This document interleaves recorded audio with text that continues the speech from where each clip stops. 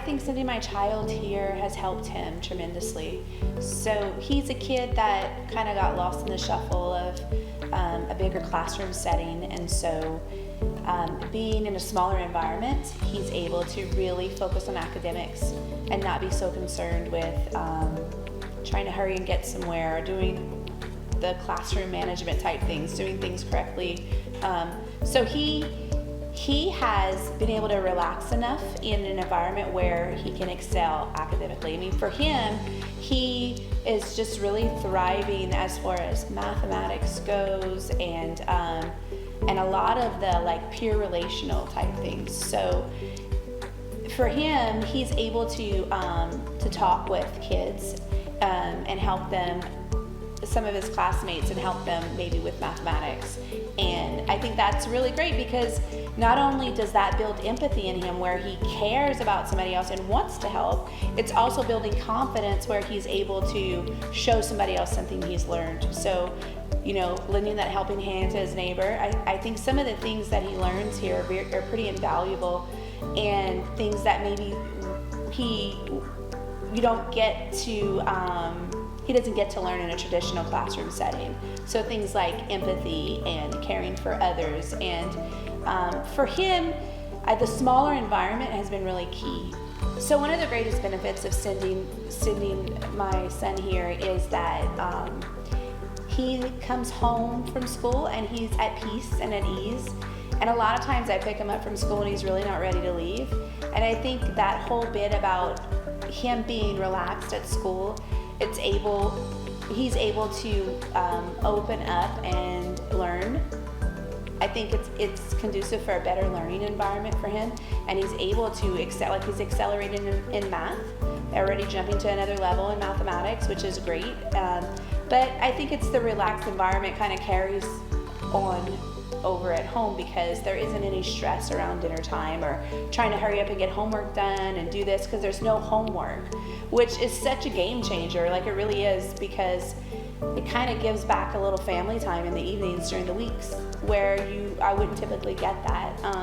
And so he wants to continue crafting and doing art when he gets home, or, you know, he'll go play outside, or we'll do dinner together, that kind of thing. And we're not just laboring over homework and trying to get through a schedule and a routine. I think it just frees up so much space for us as a family.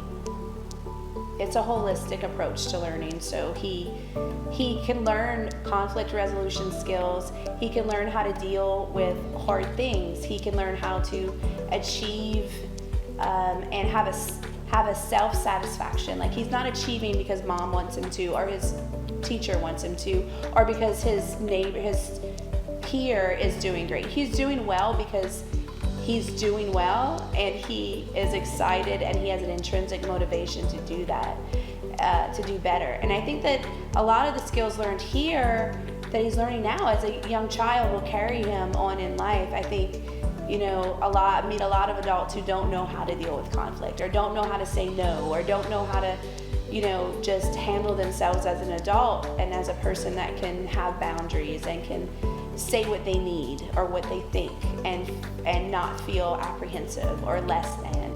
So I know that a lot of people, it's hard to make a transition from what you know and what is normal, so to speak, or what's common rather.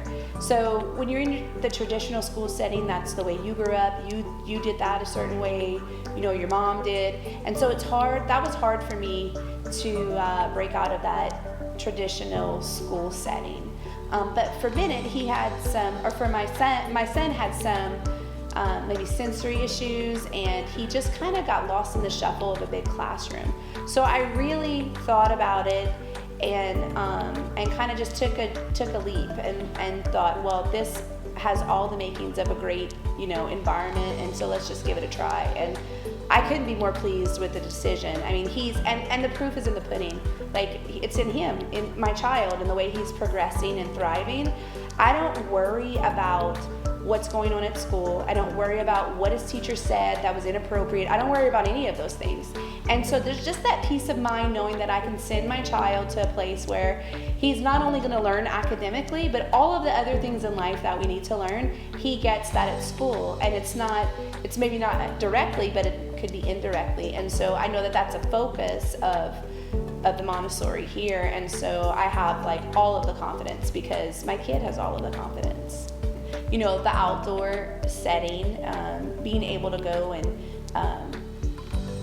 you know, we're gonna have a garden and the animals next door and the whole thing. I mean, those are just life skills and fun. Like, kids need to be outside and they need to engage with some of these things. So one of the things is the Christian component of the school. And so, you know, Bennett was having a tough time with a classmate the other day, and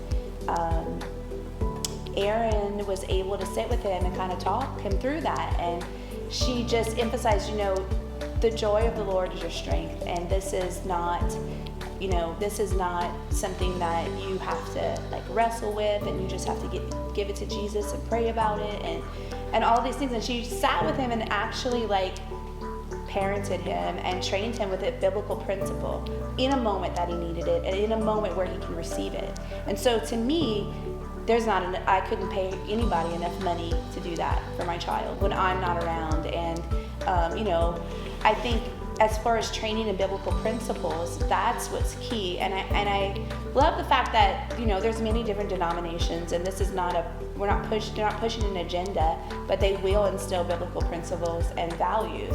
And so I've seen that in tangible ways, and especially, you know, with that one incident that happened the other day. So I think I appreciate the patience that Erin has and the willingness to go the extra mile and actually not just shove things under the carpet or push things aside or just, you know, glaze over them, but actually address an issue. And it's a big issue for a 7-year-old, and to an adult, it's not a big issue. But to sit there and say, hey, or to notice, first of all, and then to take the time to sit there and say, hey, what's really going on here? And let's talk about it, and let me point you to scripture. And so anybody that's going to point my child to scripture is going to be like a win, a big win in my book. So I'm really grateful for that.